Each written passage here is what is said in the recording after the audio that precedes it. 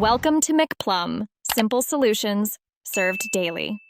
In this video, I will show you how to play movies on Clone Hero. This feature adds an exciting visual element to your rhythm game experience.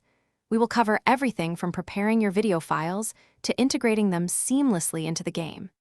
Get ready to enhance your Clone Hero sessions with dynamic background visuals, making every song feel like a unique performance. It's a straightforward process that will significantly upgrade your gameplay. Preparing your video files correctly is the first crucial step. Clone Hero generally supports common formats such as MP4 and AVI. For optimal performance and visual quality, we recommend a resolution of 1280 by 720 pixels, or 720 pixel high definition. If your video is in a different format, a free video converter can easily transform it into a compatible type, ensuring smooth playback within the game. Now let's integrate your video into Clone Hero.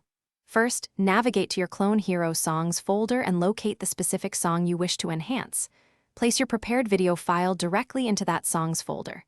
Next, open the songs .ini file with a text editor. Add a line, typically video equals your video file name. MP4, ensuring the file name precisely matches your video. Save the .ini file and your video should now be linked. Encountering issues? Don't worry, here are some troubleshooting tips. If your video isn't playing, first verify that the video file is in the correct song folder and that its name in the .ini file is an exact match. For performance issues like lag, try converting your video to a lower resolution or bitrate.